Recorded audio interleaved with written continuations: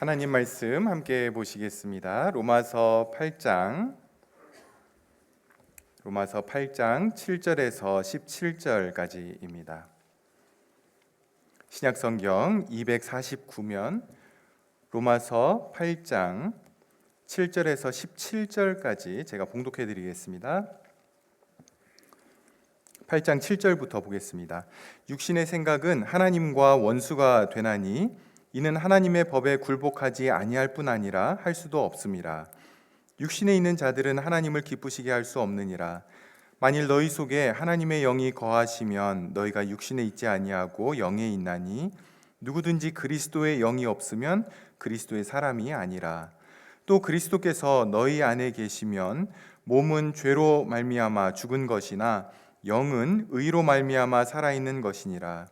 예수를 죽은 자 가운데서 살리신 이의 영이 너희 안에 거하시면 그리스도 예수를 죽은 자 가운데서 살리신 이가 너희 안에 거하시는 그의 영으로 말미암아 너희 죽을 몸도 살리시리라. 그러므로 형제들아, 우리가 빚진 자로 돼 육신에게 져서 육신대로 살 것이 아니니라. 너희가 육신대로 살면 반드시 죽을 것이로되 영으로서 몸의 행실을 죽이면 살리니 무릇 하나님의 영으로 인도함을 받는 사람은 곧 하나님의 아들이라. 너희는 다시 무서워하는 종의 영을 받지 아니하고 양자의 영을 받았으므로 우리가 아빠 아버지라고 부르짖느니라. 성령이 친히 우리의 영과 더불어 우리가 하나님의 자녀인 것을 증언하시나니 자녀이면 또한 상속자 곧 하나님의 상속자요 그리스도와 함께한 상속자니 우리가 그와 함께 영광을 받기 위하여 고난도 함께 받아야 할 것이니라. 아멘. 송구영신 예배 때 우리가 그리스도인이 누군가에 대한 이야기를 나눴습니다. 혹시 참여하지 못하신 분들 계시면 설교 영상을 좀 다시 한번 보시기를 부탁드리는데요. 그리스도인이 어떤 존재인가를 아는 것은 너무나 중요하고요. 그것은 여러분 개개인이 여러분 자신을 향해서 성경적으로 답을 할 수 있어야만 합니다. 그래야 세상 사람들과 구별된 존재로서 이 땅을 살아가게 되고요. 또 여러분이 그리스도인에 대한 인식을 가지고 살아갈 때에 거기에 맞춰서 여러분의 가치와 또 방향과 또 역할들을 감당하게 될 것입니다. 자신이 그리스도인이라고 하면서 그리스도인이 어떤 존재인지를 모르게 되면 그리스도인다운 관점을 가질 수가 없습니다. 세상을 크리스찬으로서 바라봐야 되는데 또 나와 상대방을 그리스도인으로서 바라봐야 되는데 그러지 못하게 되겠죠. 그리고 결국 그렇게 되면 성도다운 삶의 모습을 드러내는 것은 불가능한 것입니다. 지난 시간에 우리는 그리스도인이 누구냐라고 할 때 가장 중요한 것은 하나님의 영, 그리스도의 영이 있는 사람이 그리스도인이다라고 하는 것을 봤습니다. 예수님은 이것을 니고데모에게는 거듭나야 된다 이렇게 이야기를 했죠. 또 청교도 목회자였던 헨리 스쿠걸은 인간의 영혼 안에 있는 하나님의 생명, the life of God in the spirit, in the soul of man 이렇게 이야기하면서 그 생명, 그 그리스도의 영이 바로 하나님의 생명이다라고 이야기를 합니다. 우리가 다 이렇게 코로 숨쉬는 이 생명을 가지고 있지만 그러나 또 다른 생명, 영적인 생명, 하나님의 생명을 가지고 있어야만 우리는 그리스도인이 되는 것입니다. 성령이 우리 안에 있어야 그리스도인이 되는 것이지 교회를 다닌다 또는 이 자리에 앉아 있다 그것으로 그리스도인이 되는 것이 아닙니다. 그리스도의 영이 있는 자, 그 자들이 그리스도인 것입니다. 9절이 핵심인데요. 9절 보시면 만일 너희 속에 하나님의 영이 거하시면 너희가 육신에 있지 아니하고 영에 있나니 누구든지 그리스도의 영이 없으면 그리스도의 사람이 아니라. 그리스도의 영, 성령이 있어야 그리스도의 사람이라는 거죠. 그러면 이제 중요한 것은 내 안에 그리스도의 영이 있는지 어떻게 확인하느냐라고 하는 것입니다. 바울은 로마서 8장을 통해서 몇 가지 증거들을 그리스도의 영을 소유한 사람들의 특징들을 제시하는데요. 송구영신 예배 때 우리가 봤던 것은 그리스도의 영을 가진 사람은 영의 일을 생각한다. Set their minds on the things of the Spirit. 그러니까 성령이 하시는 일들이 나의 삶의 본질이 되고 나의 삶의 방향이 되고 또 그것들이 나의 관심이 된다라고 이야기를 했습니다. 오늘 우리가 보려고 하는 또 다른 특징은요, 그리스도의 영이 있는 사람들은 하나님과 특별한 관계를 맺은 사람이다라고 하는 것입니다. 7절을 보시면요, 육신의 생각은 하나님과 원수가 되나니 이는 하나님의 법에 굴복하지 아니할 뿐 아니라 할 수도 없음이라. 15절 보십시오. 너희는 다시 무서워하는 종의 영을 받지 아니하고 양자의 영을 받았으므로 우리가 아빠 아버지라 부르짖느니라. 하나님과 우리의 이 관계는요, 우리 안에 그리스도의 영이 계시다라고 하는 것을 드러내는, 나타내는, 확인하는 시금석이 되는 것입니다. 여러분에게 여러분 그리스도인입니까? 라고 질문을 여러분이 받으시면 아마도 제일 먼저 생각하는 것은 지난주에 내가 어떻게 살았는가라고 하는 것일 겁니다. 착하게 살았나? 죄 안 지었나? 거짓말하지 않았나? 화 안 냈나? 운전할 때 욕하지 않았나? 뭐 어떤 이런 것들을 생각을 하겠죠. 삶이나 또 도덕적인 부분, 또 어떤 우리의 생각, 이런 것들을 살펴볼 것입니다. 또는 오늘 아침에 일어나서 오늘 주일이다, 예배 드리러 가야지, 예배 드리는 것이 너무 좋다 라고 하는 어떤 우리의 기분, 내적인 어떤 상태, 느낌, 이런 것에 따라서 판단할 수도 있겠죠. 그리스도인인가, 좋은 그리스도인인가 라는 질문을 받을 때 아마도 많은 분들은 다른 사람들과 이렇게 비교하게 될 것입니다. 다른 사람들의 신앙을 근거로 나를 비교하고 다른 사람을 기준으로 나를 보는 것이죠.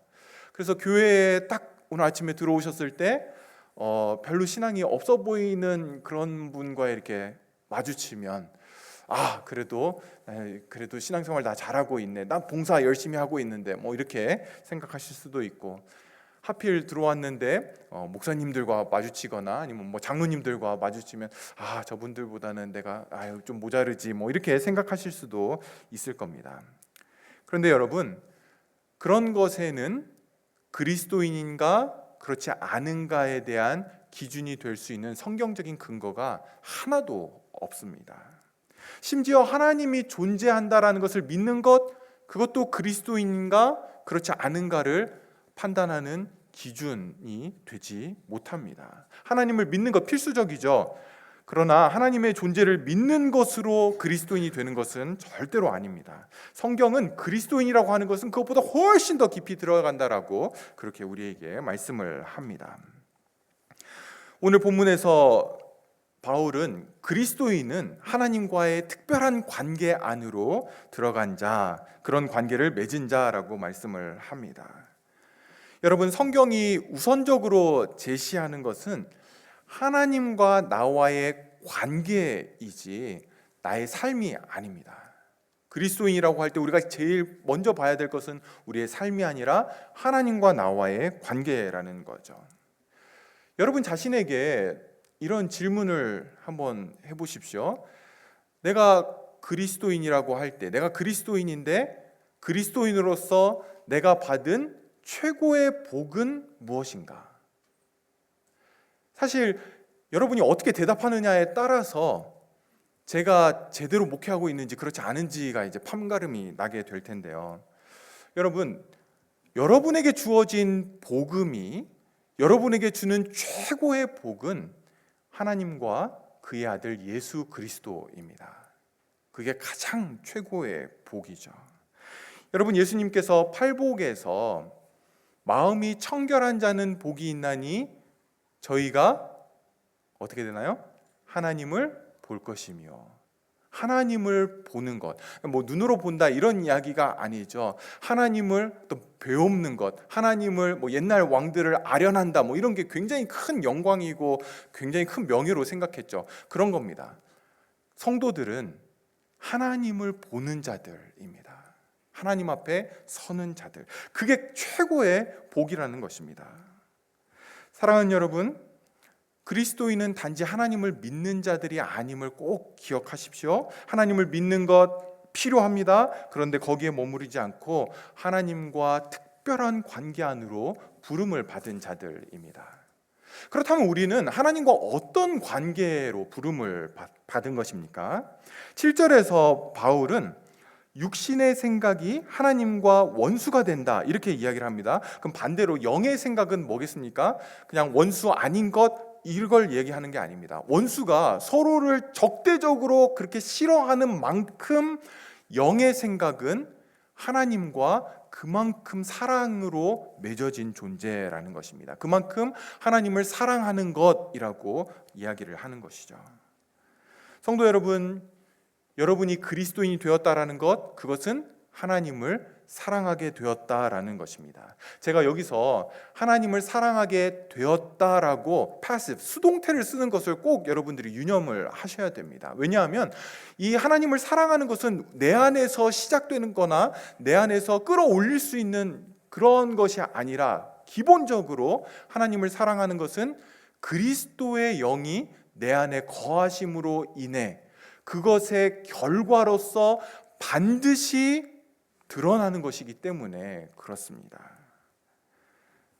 여러분의 믿음이 진짜라면 그 믿음은 반드시 여러분을 하나님을 사랑하는 자리로 데리고 갈 것입니다. 오늘날 제가 보는 교회와 성도들의 큰 문제 중에 하나는 믿는다라고 이야기는 하지만 그 믿음이 성도들로 하여금 하나님을 사랑하는 자리까지 데려가지 못하는 것이 큰 문제라고 보고 있습니다. 하나님을 사랑하는 것, 여러분 그것은 어떤 것입니까? 예수님께서 크고 첫째 되는 계명이 뭐냐라고 질문할 때 뭐라고 대답을 하죠? 하나님을 사랑하는 것, 내 마음을 다하고 목숨을 다하고 힘을 다하여, 마음을 다하고 목숨을 다하고 힘을 다하여 주 너의 하나님을 사랑하는 것, 사랑하라라고 그렇게 말씀을 하시죠.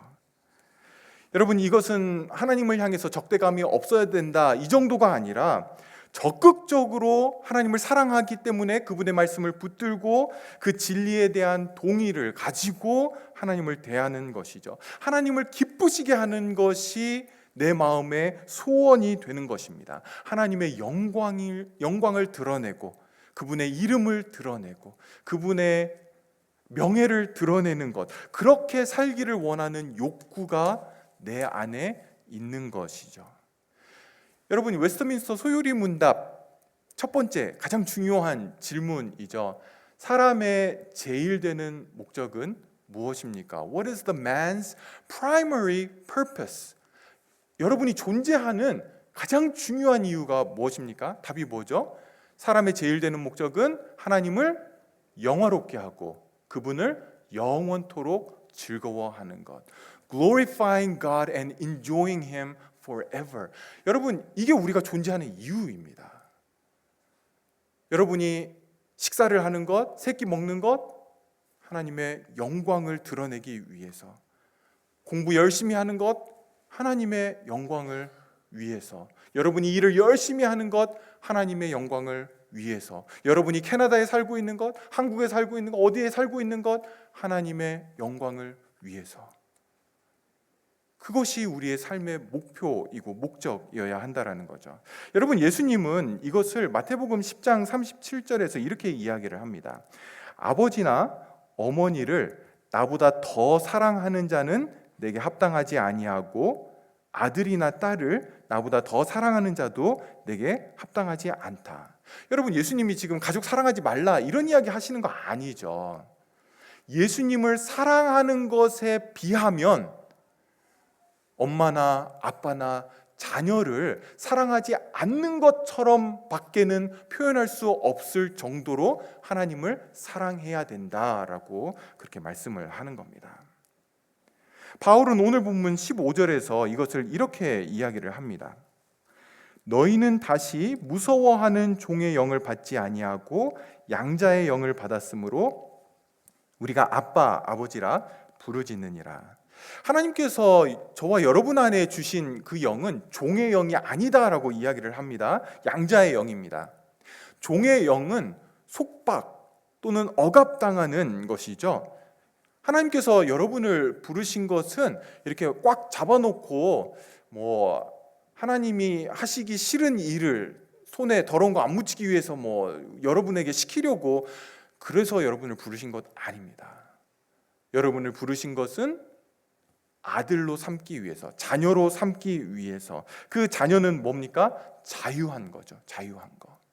제가 첫째와 둘째를 키울 때는 잘 몰랐는데 이 늦둥이 막내를 키우다 보니까 이거 자유한 거는 이런 거구나. 물론 이제 자유함을 넘어서 방종으로 지금은 이제 가고 있지만 하나님 앞에서 내가 자녀로서 이 정도로 느끼고 있나를 좀 보게 하는 모습들을 제 아들에게서 보게 됩니다.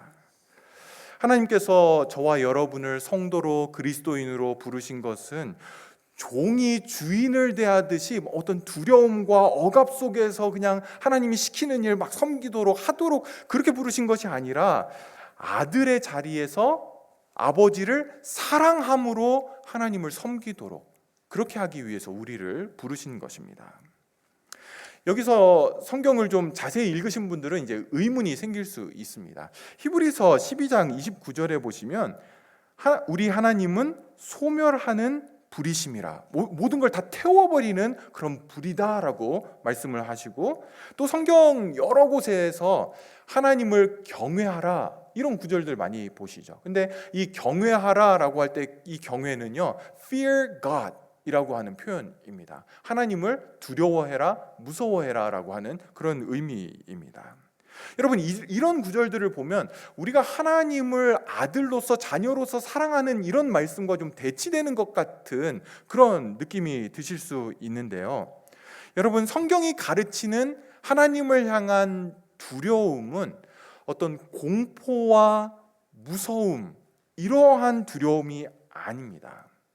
이것은 경외하는 것입니다. 경외함으로 두려워하는 것. 여러분, 이것은 어떤 의미냐면요, 사랑하는데 너무 사랑하기 때문에 두려움이 들 정도로 사랑하는 것이 경외입니다. 여러분, 혹시 그런 사랑 해보셨나요? 지금 남편과 아내는 보지 마세요. 옆에 보지 마시고 너무 사랑해서 사랑하는 그 상대방이 혹시 나로 인해 실망하면 어떻게 할까? 혹시 나로 인해 상처받으면 어떻게 될까?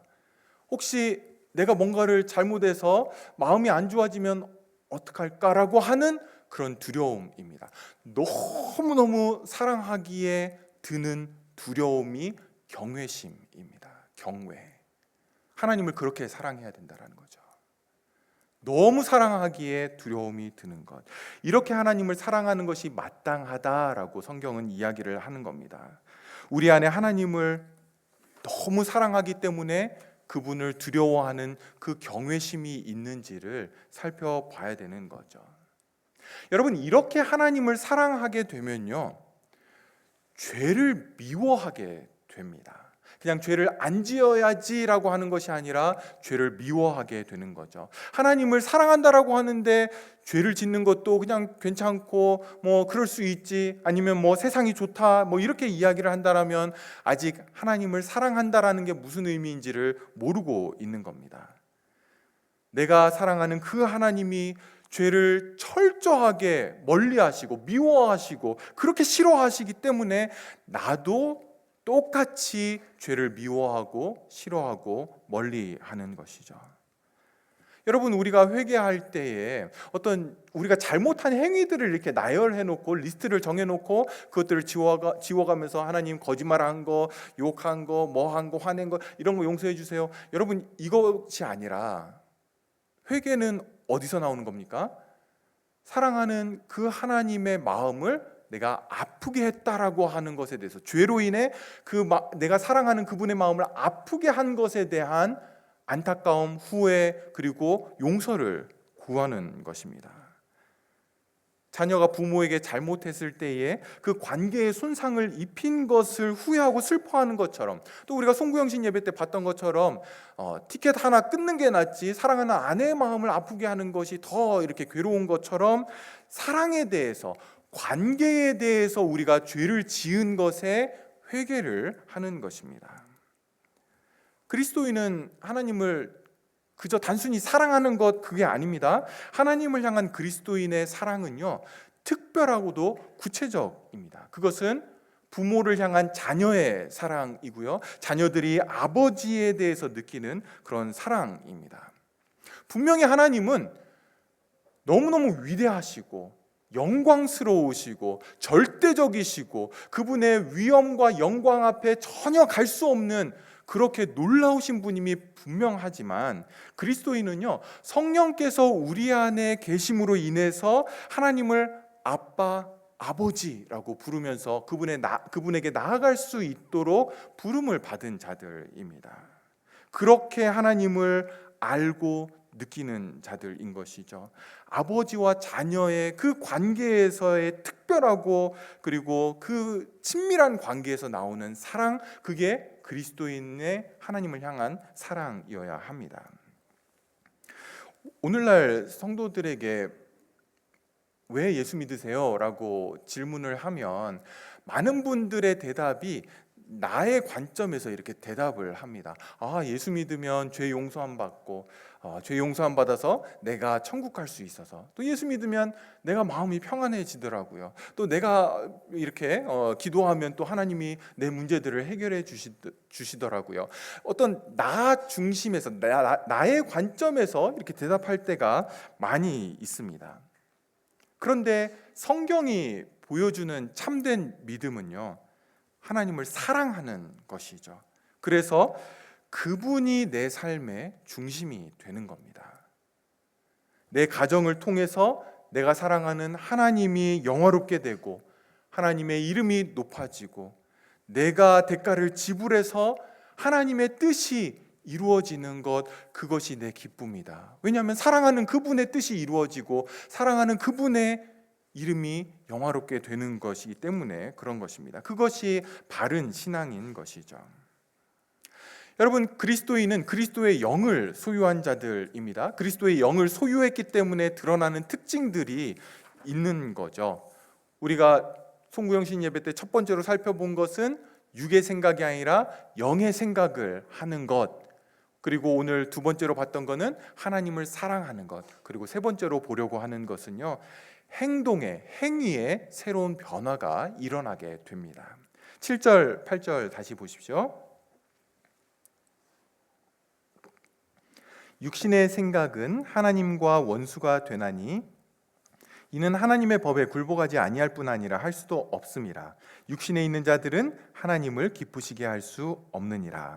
육신의 생각은 하나님의 법에 굴복하지 아니할 뿐만 아니라 할 수도 없고요, 그로 인해서 하나님을 기쁘시게 하는 삶을 살 수가 없습니다. 그럼 반대로 영의 생각은요, 하나님의 법에 순종할 수 있게 되는 거죠. 또 그것을 통해서 하나님을 기쁘시게 하고 싶은 그런 마음이 우리 안에 생기게 되는 것입니다.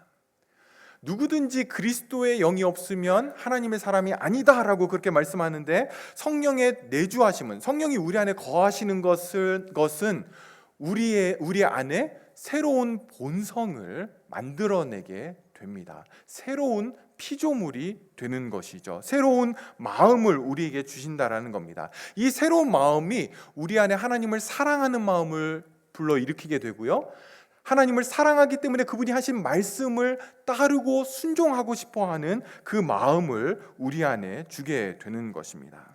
그래서 예수님께서도 요한복음 14장 21절에 나의 계명을 지키는 자라야 나를 사랑하는 자, 그렇게 말씀을 하십니다. 예수님의 계명을 지키지 않는데, 그것에 대해서 아무렇지도 않은데도 나 예수님 사랑해요? 거짓이라는 거죠. 나의 계명을 지키는 자라야 나를 사랑하는 자다라고 말씀을 하십니다. 예수님을 사랑하는 것과 그분의 말씀을 따르는 것, 순종하는 것은 하나입니다. 하나로 묶여 있다라는 거죠. 그래서 실제적인 거룩한 삶에 대한 강조는요, 하나님을 사랑하는 것 뒤에 반드시 붙어서 따라오게 되어 있습니다. 사랑하는 것만 따로 달랑 남아 있을 수가 없다라는 거죠. 하나님의 말씀에 순종하는 것도 따라오게 됩니다. 물론 논리적인 순서는 분명히 있습니다. 하나님을 사랑하는 것이 먼저이지만 그 뒤에 하나님의 말씀에 순종하는 것 따라와야 됩니다. 기독교 안에서 거룩한 삶, 성화라고도 이야기할 수 있는데요. 거룩한 삶에 대한 misunderstanding, 오해들이 있습니다. 사실 거룩한 삶을 살아야 됩니다라고 이야기를 하면 굉장히 부담스럽죠. 많은 사람들이 기독교를 교양 정도로만 생각을 합니다. 교회 사람들도 많이 모이고 또 교회 다니는 사람들이 사회적으로 착한 사람들이다, 선한 사람들이다, 다른 사람들 잘 돕는다, 어떤 이런 평판들이 있으니까 그래 그러면 나도 교회 한번 다녀볼까? 나도 그러면 예수님 한번 믿어볼까? 해서 교회 나오는데 교회에 나와서 거룩한 삶을 살아야 됩니다. 실제로 죄 지으면 안 됩니다. 거룩해야 됩니다. 라고 하는 이런 이야기를 들을 때에 굉장히 부담을 느끼고 어려워합니다. 예수님이 날 사랑하신다, 나와 함께 하신다, 나의 죄를 위해 죽으셨다, 이런 이야기만 들으면 참 마음이 따뜻해지고 좋고 또 든든한데, 그렇기 때문에 거룩해야 됩니다, 거룩하게 사셔야 됩니다 라고 할 때에 기독교가 이제 어려워지는 거죠. 어떤 사람들은 거룩이라고 하는 것, sanctification, 거룩한 삶을 이렇게 따로 독립적으로 이렇게 떼어 놓습니다. 거룩을 다른 말씀들과 연결시키지 않고 이제 따로 떼어 놓는 거죠. 이게 무슨 말이냐면 거룩을 이렇게만 생각을 하는 겁니다. 주일 예배 빠졌어, 안 빠졌어? 맥체인 성경 읽기 했어, 안 했어? 큐티 했어, 안 했어? 오늘 기도 했어, 안 했어? 헌금 했어, 안 했어? 이렇게 하고 했어라고 하면 거룩한 삶 살았네라고 그렇게 생각을 합니다. 거룩을 어떤 짜여진 임무로 만들어 놓고 날마다 무엇을 해야 되는 어떤 지시사항으로 그렇게 만들어 놓는 거죠. 이거는 또 다른 율법을 만드는 것입니다. 어떤 분들은 거룩이라고 하는 것을 수동적으로만 생각합니다. 예수 믿으면 가만히만 있으면 하나님이 다 해주셔. 성령 충만하기만 하면 죄 짓고 싶은 마음도 없어지고, 욕할 때 입이 갑자기 딱 닫아지고, 그렇게 마시던 술 담배가 막 써지고 맛도 없어지고 그냥 알아서 다 돼. 여러분 그렇습니까? 아니라는 거예요. 그렇지 않다라는 겁니다. 성령 충만해지면 내가 노력하지 않아도 거룩해질 수 있는 것처럼, 하나님이 주시는 선물인 것처럼 그렇게 이야기하는 사람들이 있습니다. 여러분, 성령 충만하다라고 하는 것은요, 머리가 냉정해지는 겁니다. 그리고는 하나님의 뜻이 분별되는 거죠. 뭐가 하나님의 뜻이고 뭐가 하나님의 뜻이 아닌지가 분별되고, 그리고 하나님의 뜻에 순종하는 것은 내가 해야 되는 부분입니다. 여러분, 칭의, 그러니까 의롭게 되는 것, 그것은 예수 그리스도를 통해 하나님이 우리에게 주시는 선물입니다. 그런데 성화는요, 우리에게 맡겨진 책임입니다. 하나님이 아무것도 안 하신다, 그런 이야기가 아닙니다. 성화, 거룩하게 되어가는 것은요, 하나님께서 우리 안에서 성도들을 통해 이루어 가시는 겁니다. 우리 없이 그냥 주어지는 선물이 아니라, 성화는 하나님께서 우리 안에 우리를 통해 그 일들을 이루어 가신다라는 거죠. 바울은 오늘 본문에서 우리가 가지고 있는 거룩에 대한 오해들을 교정하고, 그리고 균형 잡힌 거룩에 대한 시각을 갖도록 도와주고 있습니다. 거룩이라고 하는 것, 그냥 따로 존재해서 뭘 지키고 안 지키고만 하면 되는 것이 아니라는 걸 알려주고요, 다른 교리들과 연결되어 있음을 보여줍니다. 그러니까 그리스도의 영이 있어야 그리스도의 사람이죠. 그리스도의 영이 있기 때문에 하나님을 사랑하게 되고, 하나님을 사랑하기 때문에 그분의 말씀을 지키려고 하는 마음들이 생기게 되는 것이고, 그 사랑의 마음이 하나님의 말씀에 순종하게 만든다라는 것입니다. 다시 말해서 거룩한 삶은요, 그리스도인의 존재에서, 본질에서 비롯되는 불가피한 결과라는 겁니다. 나무와 열매의 관계라는 거죠. 나무 없이 열매만 있을 수 없죠. 그러나 나무가 있으면, 열매 맺는 나무가 있다라면 열매를 맺게 되는 것과 같다라는 겁니다. 성도 여러분, 성령 하나님께서 우리 안에 계신다, 거하신다라고 하는 것은 우리에게 새로운 생명, 새로운 본성이 주어졌다라는 것이고요. 그리고 성령께서 그런 새로운 생명과 본성을 주고 가만히 계시는 것이 아니라 우리 안에 계시는 성령님은 계속해서 우리 안에서 그분의 일을 하십니다. 그로 인해서 우리 안에 변화가 일어나게 되는데요. 그 변화를 한마디로 이야기하면 우리의 인격이 변화되는 겁니다. 성령이 우리 안에 계시기 때문에 우리의 인격이 변화되는 거죠. 전에도 말씀드렸죠. 인격에는 세 가지 요소가 있습니다. 지, 정, 의. 지식적인, 지적인 영역이 있고요. 그리고 감정적인 요소가 있고, 그리고 의지적인 요소가 있습니다. 성령께서 우리 안에 거하실 때에 이 세 부분을 중심으로 해서 변화가 일어나게 됩니다. 좀 더 풀어서 말씀드리면 성령께서 우리 안에 변화를 일으키시는데 첫 번째로 우리의 생각, 우리의 태도를 바꾸시게 되고요. 그로 인해서 우리의 감정과 우리의 애정, 내가 좋아하는 것들이 감정이 바뀌게 되고, 그리고 마지막으로는 결국 우리의 의지에도 변화가 일어나게 되는 겁니다. 먼저 성령은 우리에게 새로운 태도와 생각을 주십니다. 성령 하나님은 우리에게 거룩에 대한 문제를 바라보는 새로운 시각을 주십니다. 우리의 행위의 문제를 율법이나 양심의 문제로 보지 않고 하나님과 우리의 그 관계의 문제로 보는 그 시각, 그리고 그 관점을 우리에게 주시는 겁니다. 여러분, 우리가 계속해서 하나님과 나와의 관계가 법과 계명으로 이루어진 것이 아니라 아버지와 자녀의 관계, 사랑의 관계로 이루어져 있음을 보고 있죠. 우리가 그리스도인이 되기 전까지 우리의 행위의 문제는요, 법과 양심에 대한 것이었습니다. 그런데 성령이 우리 안에 오셔서 하시는 중요한 일 중에 하나가 뭐냐면 이 행위의 문제를 하나님과 우리의 그 관계, 사랑의 관계의 문제로 보게 하시는 겁니다. 그래서 우리가 하나님의 말씀에 순종하거나 또는 불순종하는 것이 단순히 하나님의 말씀을 지켰다 못 지켰다, 양심의 가책이다, 아니면 양심에 따라 잘 살았다, 이렇게 보는 것이 아니라 우리의 하나님에 대한 태도로, 우리의 마음의 상태로 행위의 문제를 보게 하시는 겁니다. 여러분, 성경은 끊임없이 우리의 마음의 상태에 집중하도록 우리를 데려갑니다. 예수님께서도 마태복음 15장 11절에 사람의 입으로 들어가는 것이 사람을 더럽게 하는 것이 아니라 그 입에서 나오는 것, 마음에서 입으로 나오는 것이 사람을 더럽게 한다라고 그렇게 말씀을 하시죠. 이게 바로 마음의 상태에 대한 말씀입니다. 성도 여러분, 이런 질문으로 여러분의 성도됨을 평가하시는 것은 굉장히 피상적입니다.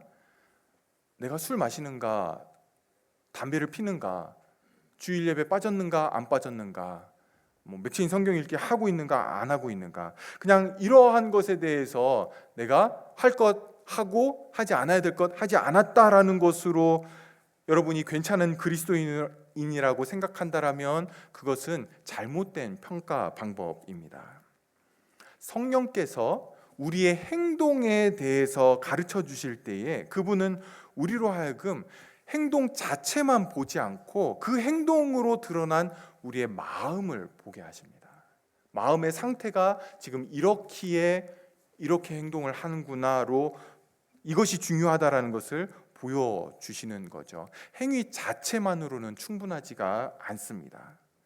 그래서 똑같은 선을 행해도 그리스도인이 선을 행하는 것과 세상 사람들이 선을 행하는 것은 하나님이 보실 때는 하늘과 땅 차이입니다. 왜냐하면 마음의 상태가 다르기 때문에 그렇습니다. 마음이 어떠하느냐가 중요한 거죠. 여러분, 거룩은요, 여러분을 향한 하나님의 뜻입니다. 내가 거룩하니 너희도 거룩하라라고 그렇게 말씀을 하셨죠. 우리를 구원하신 중요한 이유가 뭐냐면 거룩해지는 것에 있는 것입니다. 그렇기 때문에 거룩해지기 위해서 내가 손해를 보고 내가 비천해지고 세상에서 가장 재미없고 가장 불행한 사람이 된다 할지라도 하나님의 뜻이 거룩해지는 것이라면, 나를 향한 하나님의 뜻이 내가 거룩하게 되기를 원하는 것이라면 우리는 거룩해져야 되죠. 거룩을 위해 애써야 됩니다. 왜냐하면 우리의 마음의 상태가 달라졌기 때문에, 그리스도의 영이 우리 안에서 그 일들을 하고 있기 때문에 그렇습니다. 두 번째로, 성령 하나님은 우리의 감정, 우리의 애정, 이것에 변화를 일으킵니다. 그 일을 위해서 우리에게 새로운 관점을 주시는데요, 크게 두 가지로 정리할 수 있습니다. 하나는요, 죄의 진짜 모습을 성령 하나님께서 우리에게 보게 하십니다. 성령 하나님께서 우리 안에 역사하시기 전까지는 어느 누구도 죄의 진짜 모습은 보지 못하게 됩니다.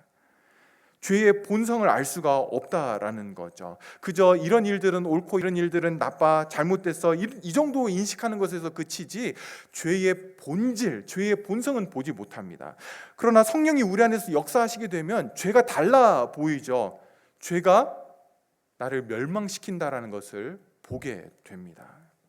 죄가 나를 하나님으로부터 분리시킨다라는 것을 보게 됩니다. 죄가 얼마나 흉악하고 더럽고 추악한 것인지를 알게 된다라는 것이죠. 여러분, 내 원수는 다른 사람이 아닙니다. 죄죠. 나를 나와 하나님 사이를 가로막는 것, 하나님의 형상을 다 망가뜨리는 것, 하나님의 영광을 다 무너뜨리는 것, 그것을 빼앗아가는 그 죄가, 내 안에 있는 그 죄가 원수라는 것을 보게 되는 것입니다. 두 번째로, 성령께서 우리에게 새로운 관점을 주시는 게 뭐냐면 하나님의 놀라운 사랑을, 우리를 향한, 나를 향한 하나님의 놀라운 사랑을 보게 하십니다. 죄와 마찬가지로 성령이 아니고서는 어느 누구도 하나님의 사랑의 그 놀라움을 깨닫지 못하게 됩니다. 팀 켈러 목사님은 복음이 성도들에게 주는 두 가지 중요한 사실이 있다, 보여주는 두 가지 사실이 있다라고 이야기를 합니다. 하나는 나는 내가 생각하는 것보다도 훨씬 더 죄인이다. 두 번째는 그러나 나는 내가 생각하는 것보다도 훨씬 더 큰 사랑을 하나님으로부터 받았다. 이게 복음이 우리에게 보여주는 거죠. 성령께서 우리 안에서 역사하실 때 우리가 이 두 가지를 분명하게 인식하게 됩니다. 죄로 인해 얼마나, 이 죄 자체가 얼마나 더러운지, 그리고 얼마나 나의 원수인지, 그럼에도 불구하고 내가 얼마나 큰 사랑을 받았는지를 보게 하는 것으로 우리의 감정과 우리의 애정과 내가 좋아하는 것들의 그 감정의 변화가 일어나게 됩니다. 그것들을 우리 안에 적용시켜 주시는 분이 성령 하나님이십니다. 마지막으로 성령은 우리에게 새로운 능력을 주십니다. 7절에 육신의 생각은 하나님의 법에 굴복할 수 없죠. 그럼 반대로 성령의 생각은 하나님의 법에 순종할 수 있다라는 겁니다. 8절에도 육신에 있는 자들은 하나님을 기쁘시게 할 수 없지만 영 안에 있는, 영이 우리 안에 거하시는 자들은 하나님을 기쁘시게 할 수 있는 것입니다. 13절 보시면 영으로서 몸의 행실을 죽일 능력이 우리에게 주어졌다, 그렇기 때문에 죽이라라고 이야기를 하는 것입니다. 여러분, 성령 하나님은 우리로 하여금 하나님 앞에서 온전한 삶을 살게 하시는 분입니다. 물론 성화는 우리가 하나님 앞에 가는 그날까지 계속해서 될 것이고, 그리고 이 성화가 이 땅에서 100% 완벽하게 일어난다라고 저는 보지는 않습니다. 그럼에도 불구하고 성화가 시작이 된 거죠. 왜 가능합니까? 하나님께서 예수 그리스도를 통해 성령께서 그 일들을 우리 안에 이미 다 이루셨기 때문에 그렇습니다. 그냥 할 수 없는데 너 거룩해야 돼, 이렇게 말씀하시는 것이 아니라 예수 그리스도를 통해서 죄를 이기고 죄에 대한 마음이 바뀌고 우리의 마음이 바뀌었기 때문에, 그렇기 때문에 이제 거룩하게 살아라고 하는 명령이 우리에게 주어진 게 된 것이죠. 그렇게 할 수 있다라는 것입니다. 그리스도인은요, 하나님의 계명을 사랑하는 자들이고, 그것을 지키기를 원하는 자들이고 지킬 수 있는 능력이 주어진 자들입니다. 하나님의 말씀이 짐처럼 여겨지는 대신에 말씀 가운데 하나님의 뜻을 더 알기를 원하고 그 뜻대로 살기를 소원하는 마음이 건강한 그리스도인의 모습입니다. 이제 말씀을 마치겠습니다. 성도는 단지 착한 사람이 아닙니다. 선을 행하는 사람들 가리키는 게 아닙니다. 무서워서 두려움으로 율법 아래에 있는 자들이 아니라 우리는 율법 위에서 율법을 바라보면서 자유를 소유한 자들입니다. 그래서 바울은 주는 영이시니 주의 영이 계신 곳에 자유함이 있다라고 그렇게 이야기를 하죠. 여러분, 그리스도인으로서 이 삶의 문제, 행위의 문제가 정리가 되지 않으면 크리스찬인데도 불구하고 예수님을 믿는데도 불구하고 율법 아래에 있는 것처럼 그렇게 속박되어서 삶들을 살아가게 됩니다. 무엇을 했느냐 안 했느냐의 문제가 아니라 성령께서 우리에게 열어주시는 새로운 태도, 새로운 관점, 새로운 능력이 우리 안에 있음을 여러분들이 꼭 기억하시고 올 한 해 우리가 성령께서 주시는 이 마음을 가지고 자유함과 사랑함으로 하나님 앞에 서는 저와 여러분 되기를 소원합니다. 기도하겠습니다. 하나님 아버지, 그리스도의 영이 우리 안에 거하시는 상상할 수도 없는 그러한 놀라운 일이 우리 안에 일어났음을 고백합니다. 그리스도의 영을 소유했기에 육의 생각이 아닌 영의 생각을 가지고 하나님을 아들로서 자녀로서 사랑하며 그 말씀에 그 계명을 지키고 그 말씀을 따라가는 그 능력이 우리에게 부어졌음을 기억하며 거룩한 삶을 살게 하여 주시옵소서. 새로운 한 해 그 거룩을 향해 나아가는 하나님 닮아가는 주의 백성들 되게 하여 주시옵소서. 예수님의 이름으로 기도합니다. 아멘.